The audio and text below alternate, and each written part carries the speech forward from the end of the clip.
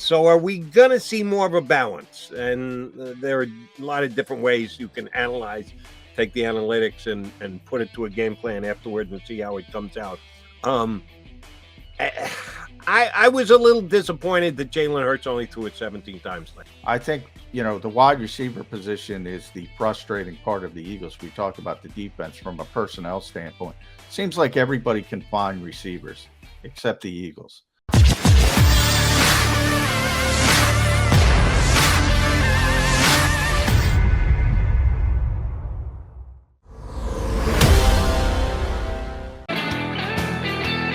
We are the Mac and Mac guys. He's John McMullen. I'm Jody McDonald. Hanging with you on Birds 365. We're counting down the days to a trip to Denver, where the Eagles go out and take on the Broncos. All time, Johnny Mac, Broncos, Eagles. Who do you think's got the advantage? All time? Yeah, they don't play each other that much. I guess that by Thursday I should have looked at this, Jody. I'm gonna say I looked at it about 45 minutes ago. So I'm gonna say Broncos with a slight edge. The Eagles have won 8 of 13 matchups over the years against the Broncos. I gotta think that's been more recent. Yeah, a little bit. The one thing that I do have to add to the conversation is the last 3 times the Eagles traveled out to Denver, they have come up on the short end of the score. And that, of course, is where this Sunday's game is going to be played. So Eagles have won 8 of 13 over the course of the years against the Broncos. They've lost 3 in a row out there. And I threw it out there just because it's a fun stat to talk about. They beat the Broncos during the Super Bowl year. 4 years ago, they crushed them. That was a big game. You know what I remember about that game? Because we're talking about player grades. The Eagles destroyed them in that game. I don't know. They scored 50 or something. Hung a 50 burger on them. Yep. Yeah. And, I remember Pro Football Focus graded Von Miller that week as like the best player in the NFL. And Eagles fans just lost their minds because, they're showing the highlights. And it was really just a great game plan. And that the Eagles used Miller's talents against him, and that it was sort of like people like play Aaron Donald like that a lot. They know they can't block him, so they just sort of let him go upfield and work in behind him and assume the other players aren't going to be able to carry their own water. So it was kind of both right, but when you get beat 51-23 and somebody's saying, "Oh, this guy's great," people aren't getting that. They got really, really upset about that. That always stuck with me. Our old friend Carson Wentz threw 4 touchdown passes in that game. The long since forgotten Carson Wentz, and that was with one of the games on the way to the Super Bowl. But that was here in Philadelphia. They have lost the last 3 times. They've gone back out to Denver, but this, and we see too much evidence of this so far this year.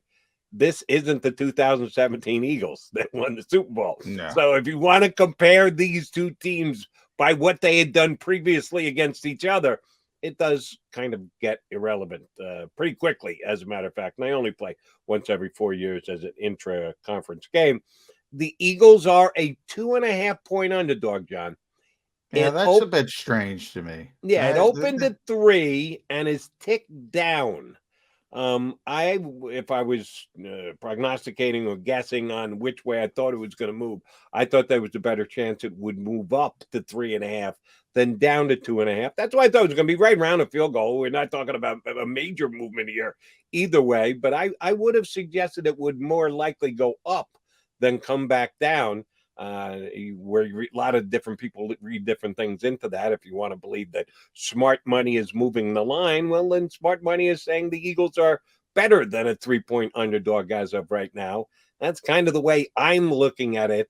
But it's right around where it should be. The Broncos a 3-point favorite. These 2 teams, although the Eagles are 3-6 and the Broncos are 5-4, if you believe that home field advantage usually accounts for 3 points on the line, it means these are 2 very evenly matched teams in a toss-up game before they kick off on Sunday.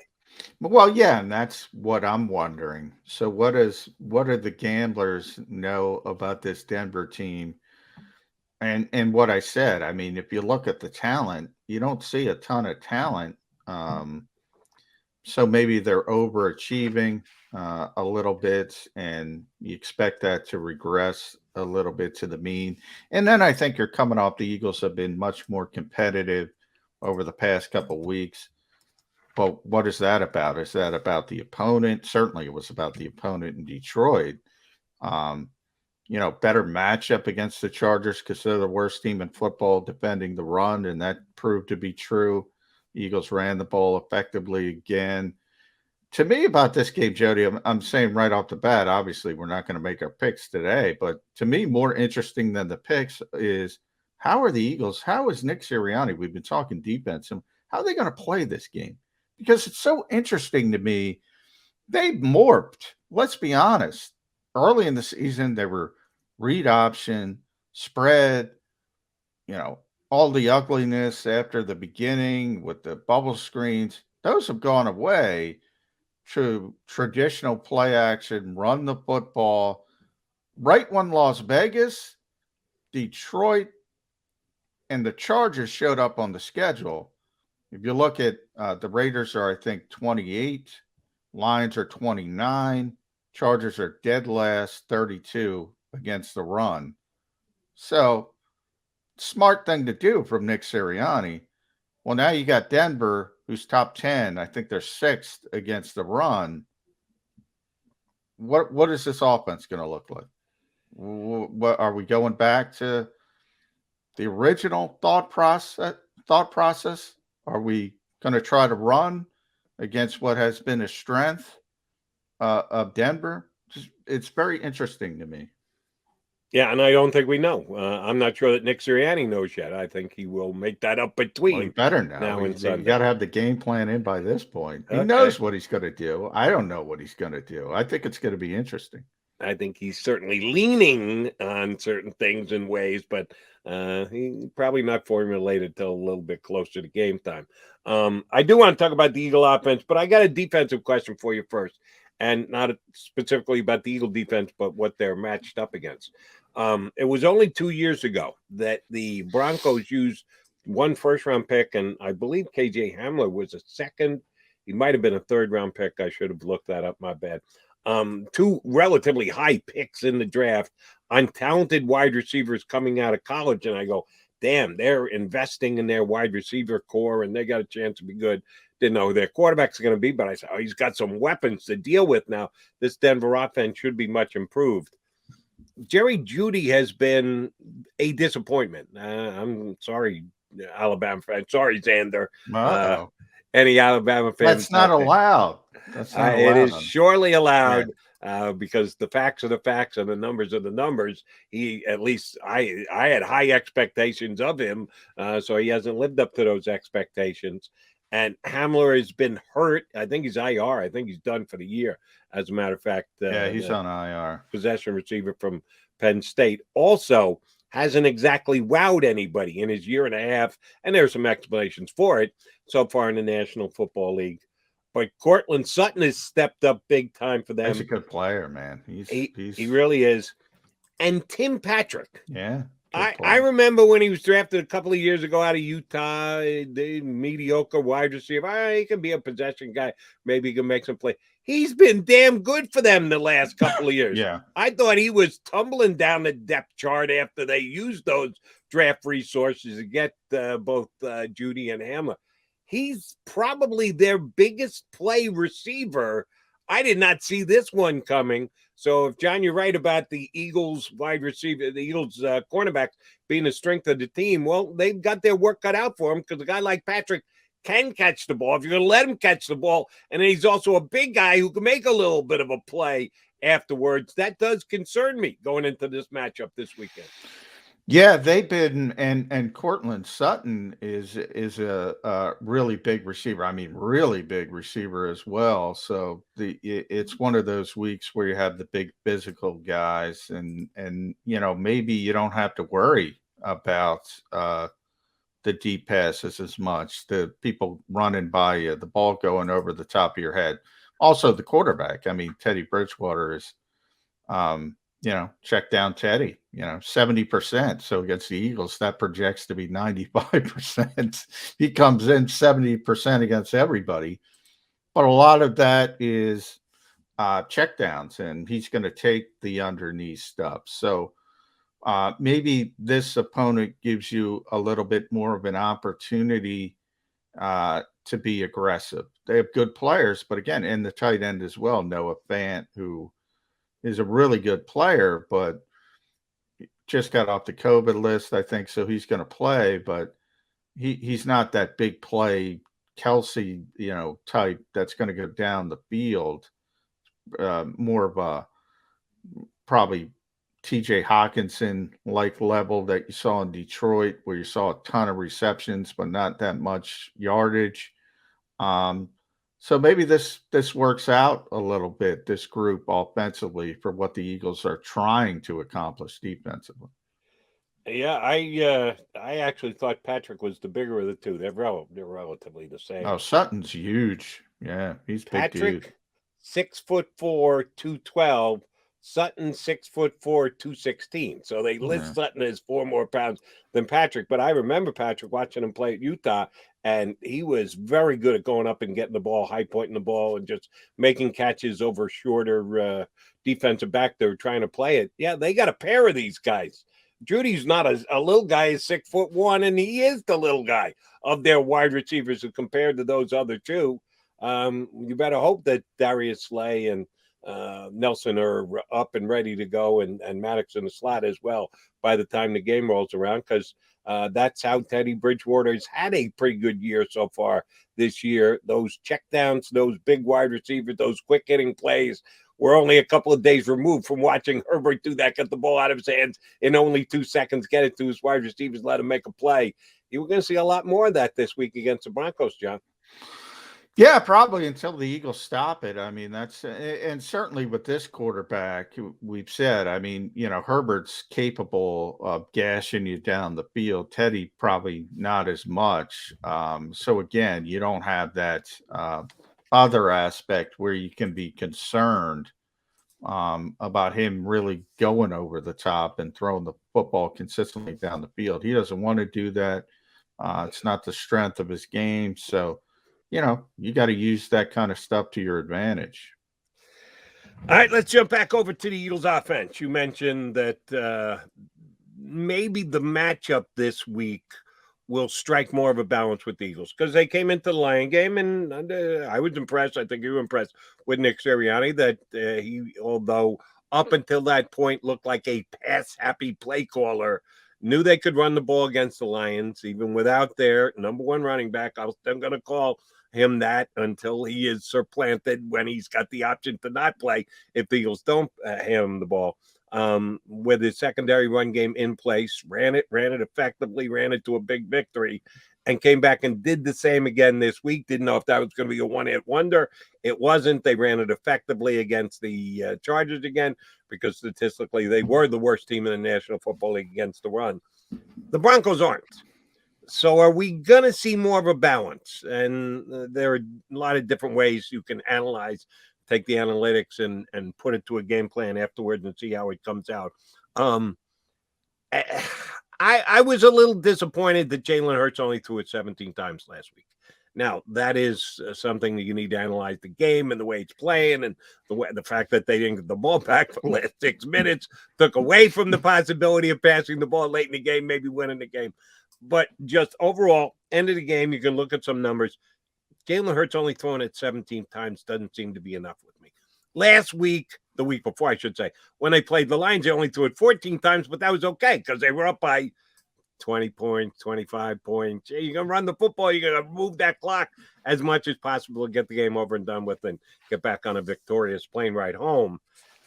I still think the coach is trying to find that balance between the run and the pass. I don't think they're in their groove just yet. I don't think they're in that absolutely perfect balance of run and pass, as you suggested just a couple minutes ago. Maybe they better be this week, because if they try and overrun it, we could see a couple of stops and off the field pretty darn quickly, because the Broncos are pretty darn good at stopping the run. You got faith that Nick is going to be able to find that perfect blend, perfect balance of run-pass ratio this weekend? Well, I'm not as big as a run pass ratio coming into the game as some people because I think, games have personalities and that's defined by kind of what you said. I mean, if the other team siphons 6 minutes off the clock, it's going to affect everything. And when you have that huge time of possession advantage and long drives and everything gets limited, all that comes into it. If you're, I always say if you're winning the game by 2 touchdowns, Detroit, perfect example.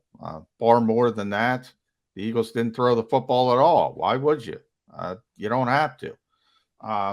You go to Kansas City when they're behind early, he throws it 48 times. So that's kind of, I'm not worried as much about the balance as what you're trying to accomplish. Like early in the season, what I'm trying to say by that, I think the Eagles would get behind. I think Nick Sirianni would panic a little bit and would be, all right, let's forget about this. We got to try to get back. Let's throw the football, throw the football, throw the football.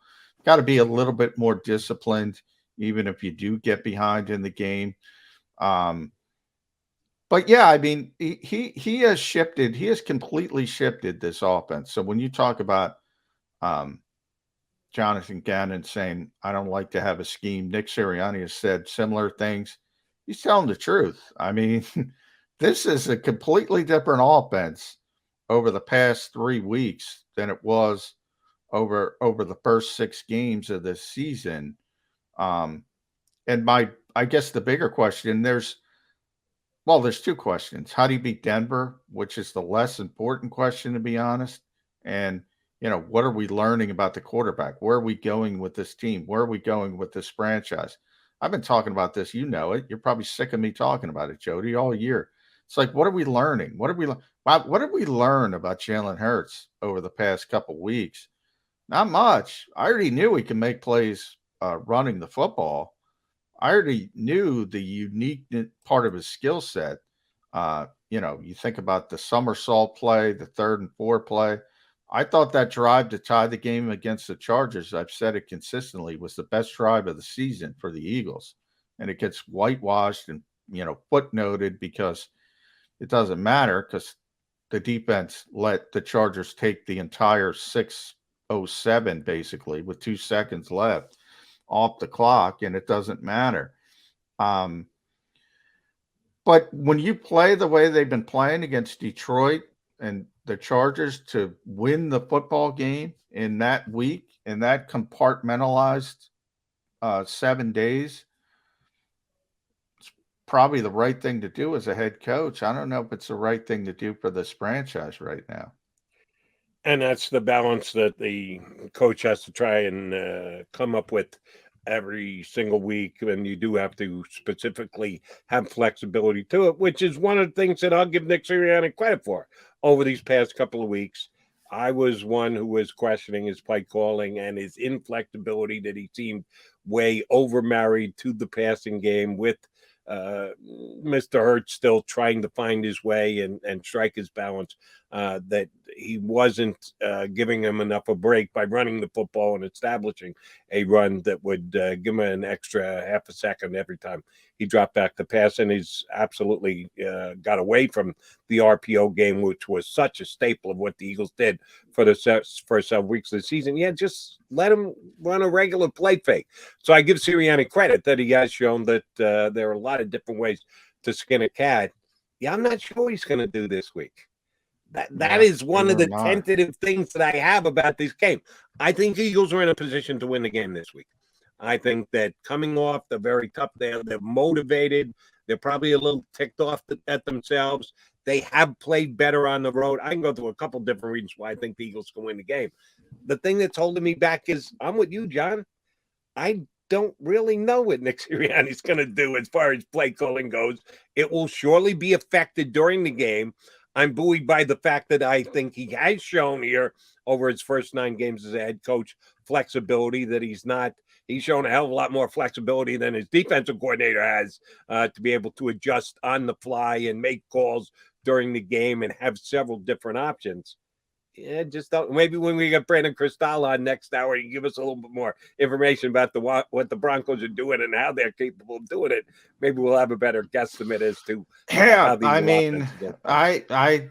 In theory, if you just look at the numbers, it's going to be tough to run conventionally against this football team. Now, I'm taking Jalen out of it. Jalen's going to get his running plays, going to get his running yardage because that comes off schedule, and that's tough to defend. But people are really hyped up against Jordan Howard, about Jordan Howard for the way he's played over the past couple of weeks, and Boston Scott.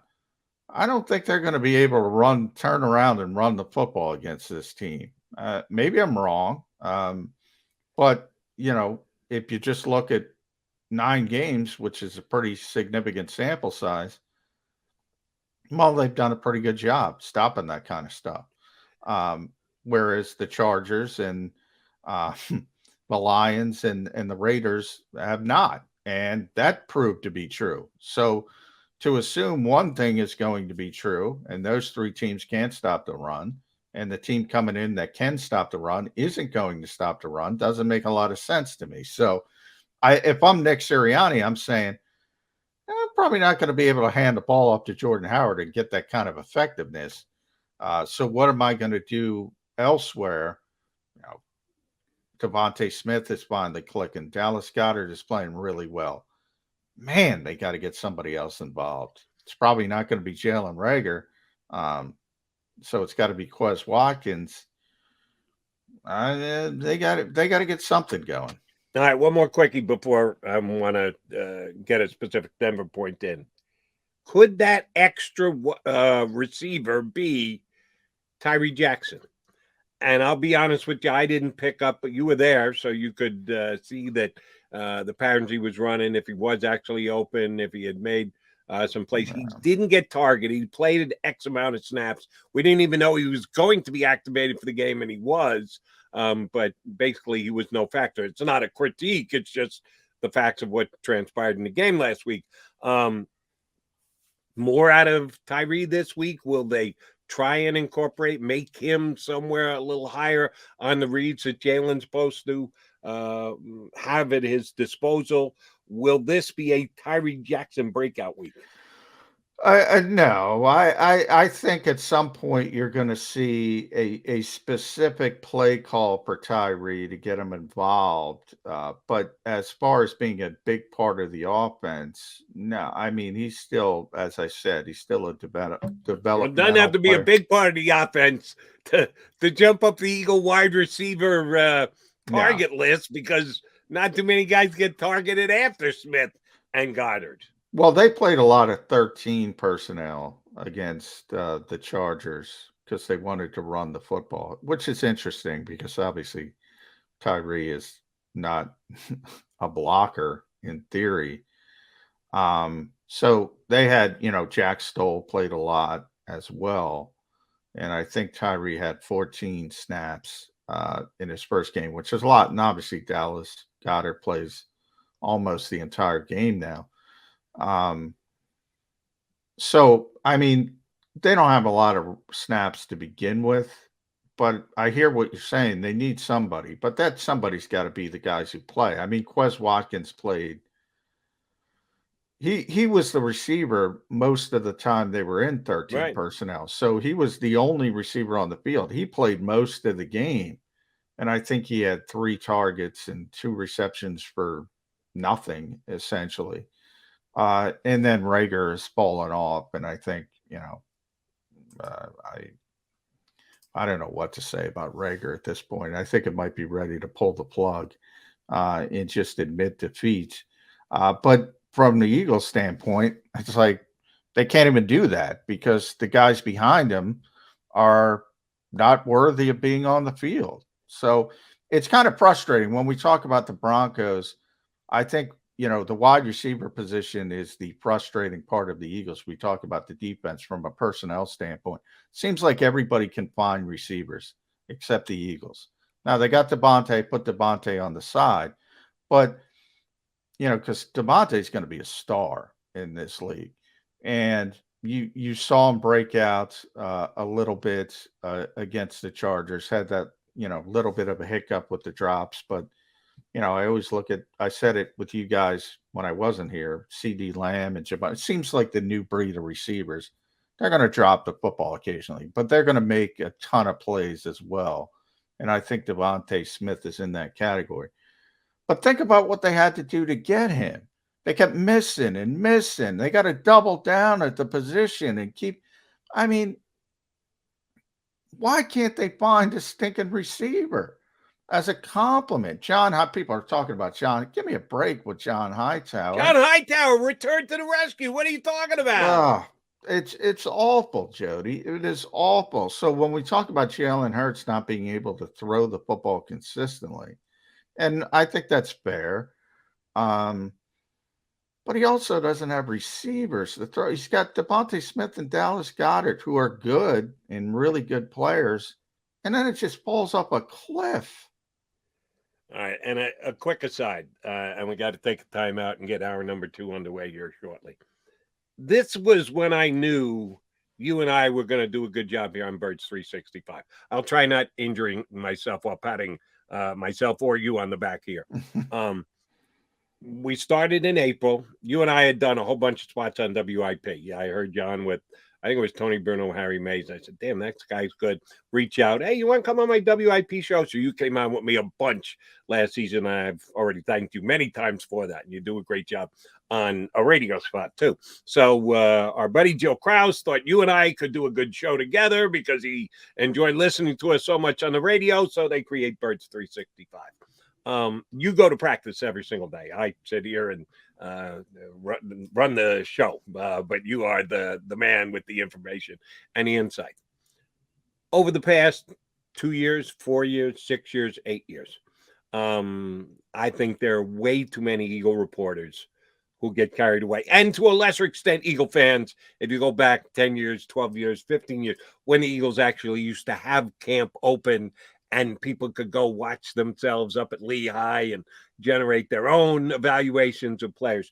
Too many people, and fans are fans, shame on the supposedly educated media guys who should know better, would get so excited because what Eagle receivers look like in shorts. Oh, this guy, the breaks that you see on the out of the break, his hands. And I used to say, okay, I'm glad they look good in camp. It's better than looking lousy in camp. But people were setting expectations on Eagle wide receivers because they looked great in shorts at Lehigh, or they looked great down at the NovaCare complex for you media guys who get to actually watch all of the practice and the like. You didn't get sucked in, JM.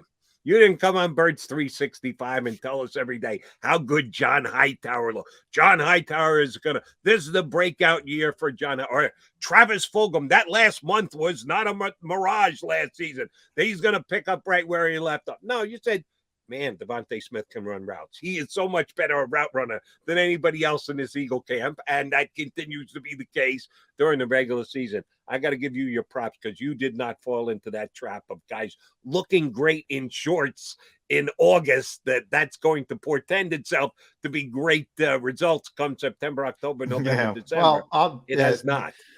I think I said about Devontae when I first saw him, he looked like a different species than the receivers I've been watching in Philadelphia for years. Yeah, it was such a difference. But I've had the opportunity to see some really good receivers over the years. I covered Randy Moss, Chris Carter, and Jake Reed.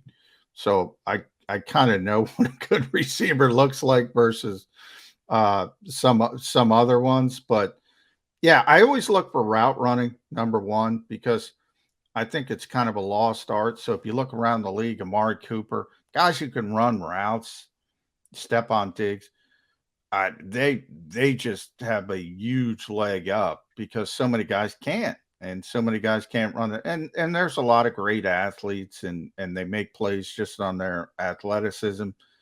But when you can combine the two, that's when you know you really got something. Those guys create unbelievable separation. And that's where Devonta, you see the separation.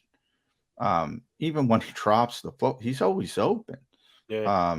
And it's only going to get better. It's only going to get better as the game slows down for him, and as the Eagles get more proficient throwing the football, he's going to be able to put up some big numbers. But um, he also exemplifies what has been the problem for years and years and years, and even more so a team like Denver, as I said, they have good receivers. I mean, Cortland Sutton, I think, was a second round pick.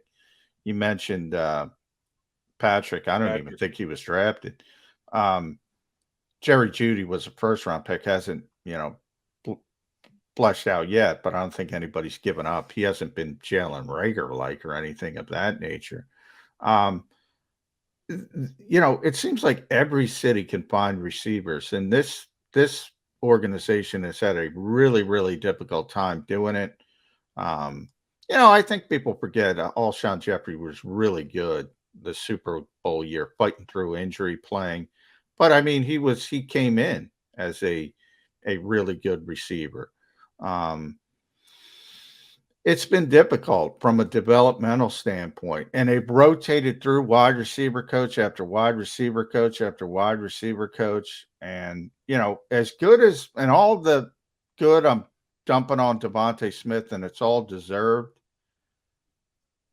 The bad part of it, Jody, though, is that they hit on some of the other receivers. They could have went in a different direction. You think about, okay, what if Micah Parsons is here? We talk about linebacker.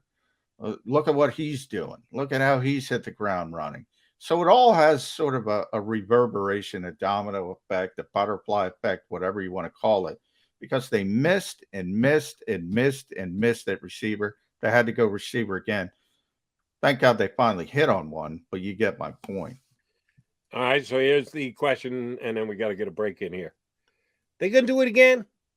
If you said, I think about 15 minutes ago, they may have to just suck it up and realize Reagor's never going to be a first-round draft pick. He's not going to produce like a first-round draft pick that you want. He could be a fourth wide receiver on this team going forward. Quez is what Quez is. Free agency, that's something I do want to ask you about, but just draft first. Could they use, and I won't even put the 3 first-round draft picks, first and or second round. We'll let them drop down into the second round again if they want. Could they use one of their top 2-round picks on a wide receiver again this year? You never say never because it's always about the player, but I would think wide receiver at this point, because they have so many young players that haven't developed, I think they would go more the Alshon Jeffrey route. So I think they need a receiver, but I think they would go more towards free agency and somebody who's kind of proven himself somewhere else.